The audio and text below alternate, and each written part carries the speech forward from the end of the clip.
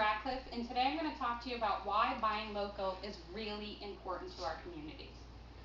We all think, it's a feel-good feeling, maybe buy something, spend a little more money, but it goes way beyond that. And I want to question all of you today is, how much money are you really putting back into your own community? If you think about it, how much money that you spend every week helps support your neighbors, you, your community, your police, your schools. So think about that as I walk through this presentation today. Time Magazine put out this study saying that all these researchers and organizations really were taking a closer look at how the money flows. And what they found was the fate of our communities relied on us spending local. Think about that. In this, poor economic times, the fate of our community relies on where we spend our money. So we know when we buy local, more of our money stays into the community. But what is that difference? Where's the variance? Do you know how much, if you spent local, would stay in your community? So if you spent money locally, local businesses tend to give back more into the communities that they're in. So if they have a mom and pop store, they're more likely to donate to the nonprofits to help support our food pantries. They obviously produce jobs, more income, and more tax receipts for the local community itself. They also donate more to our schools and to our charities.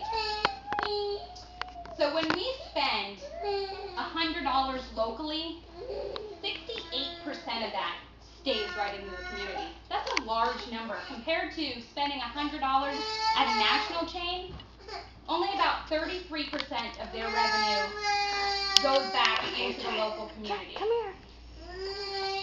So if you're thinking about where should I buy, and if I'm going to spend an extra $2 spending locally, what does that really mean to the fate of my community? It might be worth the extra $2. So why buy local? Should we buy the cheaper, distantly packaged goods that travel millions of miles to get to my table? We could. We're all hurting. A lot of us lost jobs. We know people that lost jobs. We're not making the money that we should.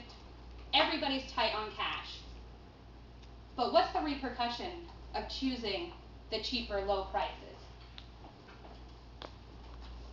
What this shows is the mode of transportation.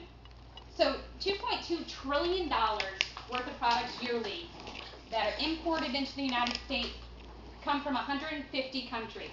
The two largest modes of transportation, sea and by air. If we look at what that air transportation does, it produces 1 billion metric tons of CO2 and uses 11 billion gallons of fuel per year internationally to travel around and import all those goods. And if you think about it, if sea was the largest way to travel, the 15 largest ships, the freight ships, those produce the equal amount of sulfuric acid oxide as all the cars in the world. So 15 freight ships. 42% of our imports come from sea. And they're producing all these toxins equivalent to all the cars in the world. So if you're thinking about that when you're saying, should I buy the packaged food that just traveled everywhere to get to me? Or should I just go down to my local farmer, buy some vegetables from him? So it's not just putting money back into your community, but it's what you're doing to help the environment. So again, thinking about it, you're doing good for your community, you're putting money back in, and you're helping the environment. Almost 12 million tons of plastic was used, and 90% went right into a landfill after the first use. And that was just in the United States alone. And that was an EPA estimate. Again, the repercussions, a vegetable picked about 1 week before it hits our supermarkets or hits your table. So it's traveling about 1 week, and it goes 1,800 miles before it gets to you. So think about that and where your food's been and how long it takes to get there.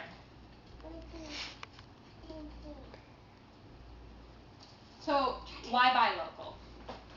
We talked about the environment, we talked about how it goes back into your community.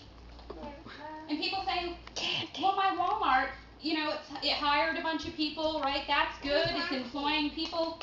Really? Every time a Walmart opens, it's about a loss of 150 jobs in that community and surrounding communities. If you think about our Concord, before Walmart, we had Rich's and Bradley's and Ames and all these other stores, which again are chain stores, but we also had a lot of mom and pop shops, little grocery stores. They're not there anymore. So yeah, they employ people, but the loss is about 150 and you're losing the mom and pop shops. So what I want you to think about is the impact that if you were to just spend 10% of your average weekly spending in your community, that would result in your community's economy growing $235 million per year. 10%. So I gave you all a handout, and I also have another handout. This is 20 local farms and local growers right here in Loudoun. It's their names, it's their websites, it's their addresses, it's their phone numbers. Everything from plants to vegetables to beef to farming to dog and cat food. These are places we can go this week. You have another piece of paper. I want you to write down what you can buy this week from our local community. If 10% of your spending can grow into $235 million for our community, I think we owe it to ourselves, we owe it to our kids, we owe it to lowering our taxes, and we owe it to growing our own economy back up. Thank you.